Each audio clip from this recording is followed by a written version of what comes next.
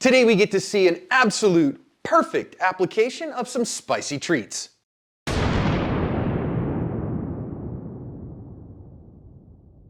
Hi everyone, I am grateful that you are here at Active Self-Protection, ready to learn for today's lesson. I'm your host, John Correa. Today's video comes to us from Long Island, New York, and the good guy in this video was recently on the ASP podcast, so make sure that you hit the link in the description to listen in on his telling of the story. Firearms Legal Protection is who I trust to help me after a use of force incident. If you're a Firearms Legal Protection member, I will also be on your team as a consulting expert, and you can attend our monthly Active Self-Protection training seminars for free. Check out all they offer to their members at the link below.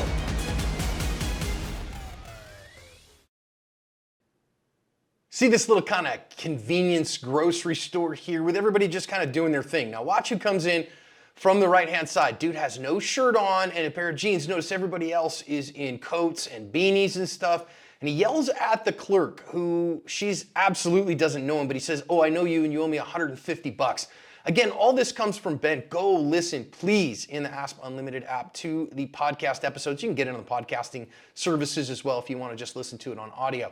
So the dude's going to finally leave. Now, Ben shows up and he gets his phone out because he sees this guy hooting and hollering and arguing, and then he notices there's a bunch of cops there too. So he just kind of took this video to just kind of show his friends back home and, text his wife, "Dude, there's something crazy going on at the convenience store down the street."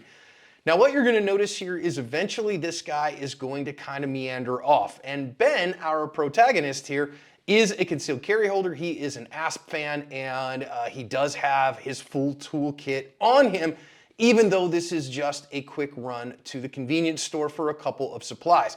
This is Ben right here, coming in from on the outside surveillance camera, kind of taking a look and seeing what's going on.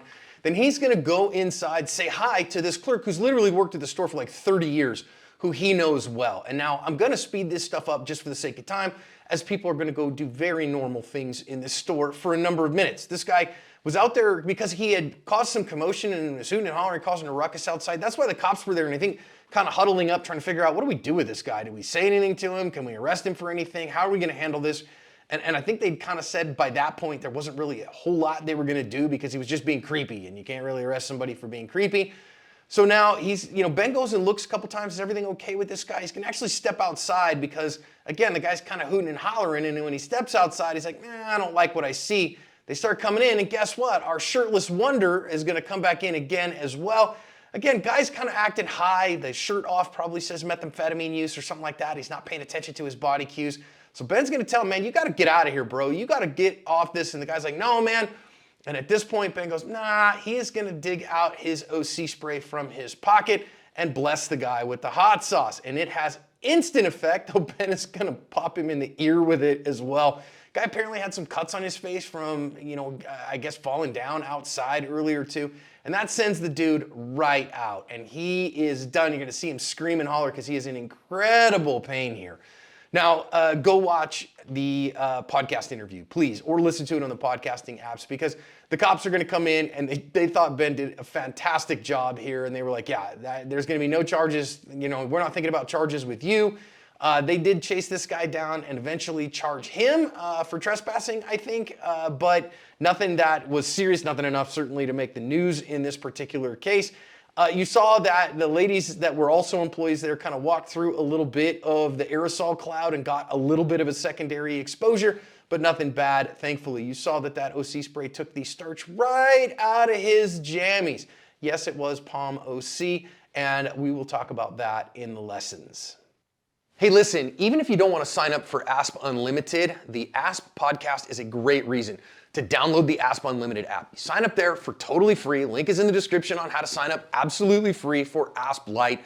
And then you have access to the ASP podcast in video format every single week. It's filled every week with really great stuff. We also put other lessons over there for free and other things that are exclusive to the app in the Lite tier. So make sure that you at the very least sign that up, because guys, listen up. If YouTube for some reason decides to nuke the channel, that's where we're going to be. Now, just a normal day here at the store, and I'm really glad that Ben was there in that moment. But remember, no one's coming to save you. It's up to you. There are some cues here right away and immediately because this guy, you notice again, everyone else is in coats and beanies, it's cold out, and he's sitting there without a shirt on. That tells me a couple things. Either number one, he is absolutely not looking at or listening to his body cues, so he's freezing cold, but he's not paying attention to them. Or number two, he is incredibly exothermic. That secondary one would lead me to think that maybe he is in excited delirium.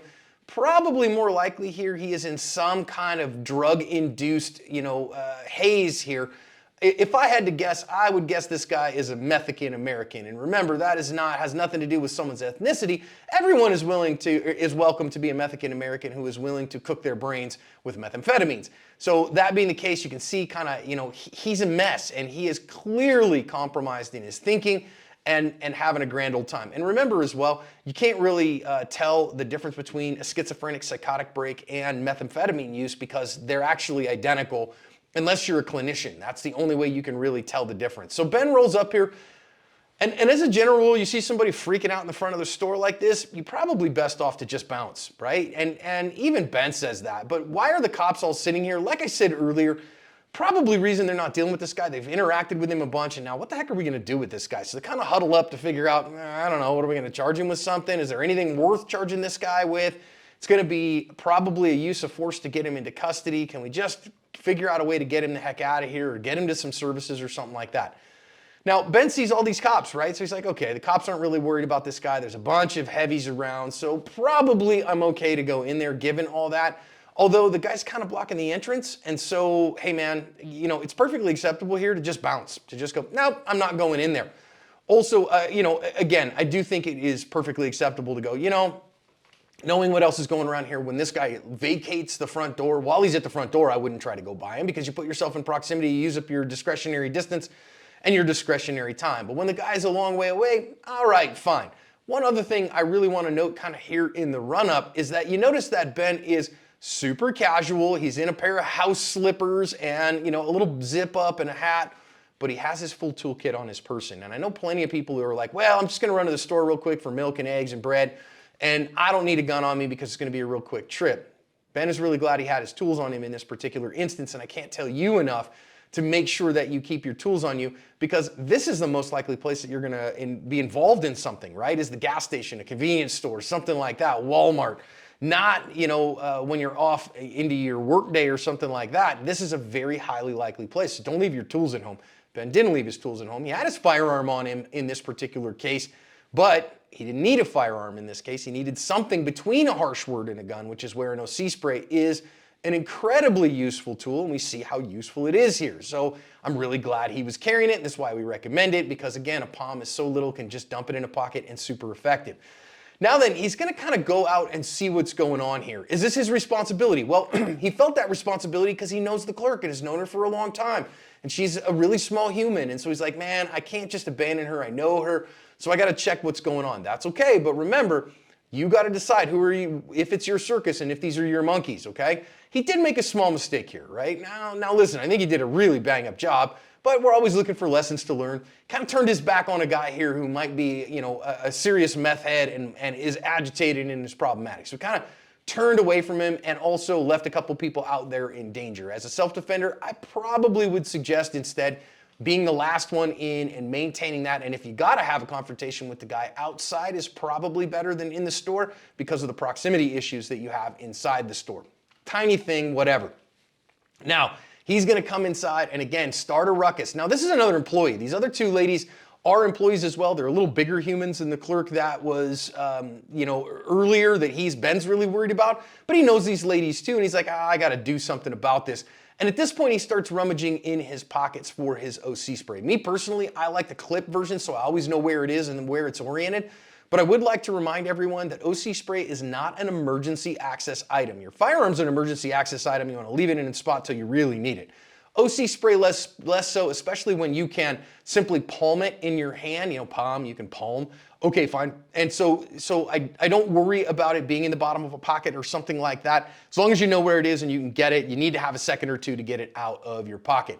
Now, he goes ahead and blesses this guy with the hot sauce. Two things on this one. When we do this, we talk about blessing someone with the hot sauce because it's a a technique. It is the way that we do it. Like a Catholic who is blessing themselves, we go ear to ear and hairline to sternum, right? Like a Catholic who is blessing themselves. And so that's why we call it blessing them with the hot sauce. It's not a religious thing or anything like that. It's just a good, easy way to remember. We go across the eyes and then top to bottom and then leave them be. Secondly, is he justified to use OC spray here?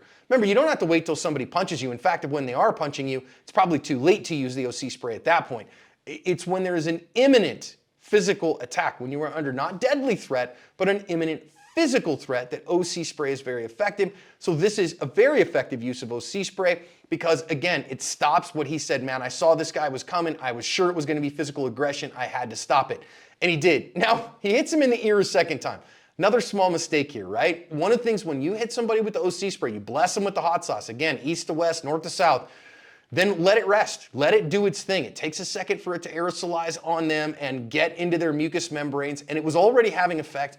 When you hit them with it a second time, sometimes that additional carrier agent can actually tamp it down and make it take longer to take effect. So let that first dose do its thing and leave him alone. That said, I can't imagine OC spray in the ear feels very good. I've never had an exposure in the ear. I'm not real interested in another OC exposure, thank you. But notice here how incredibly effective it was. Notice here, instant effect. Notice here that it completely took the starch out of his jammies. He is in incredible pain, screaming and hollering, ow, even through the meth haze, y'all. The OC spray is gonna do its business. It does so about 90% effectiveness. So even if you won't carry a firearm, I really think an OC spray is a useful tool because, again, from this distance, he blessed him real quick and that just ended that threat and meant that he didn't have to go hands-on with him. Really, really effective and useful for the private citizen because our mission is to break contact. Dude just walked away, cool, let him go. I will say, don't walk through that cloud. Now, the POM formula doesn't tend to leave a big cloud, but you notice a little one there. So you want to leave that a few minutes for that stuff to kind of come out of the air if you can help from walking through the cloud. Though I do love that they wanted to come up and lock the door. I think that was really wise. Lock the door, get away from it, and then call the cops again and make sure that they know, hey, we got to come pick this guy up. Remember, if you ever have to use OC spray, you want to win the fight to the 911 call. You want to call 911 first. Hey, I just had to OC spray a guy. He was a threat to us. I need somebody to come and help. That was good stuff. Ben, excellent work. Thanks for coming on the podcast. Everyone go listen. He did a good job of covering his asp.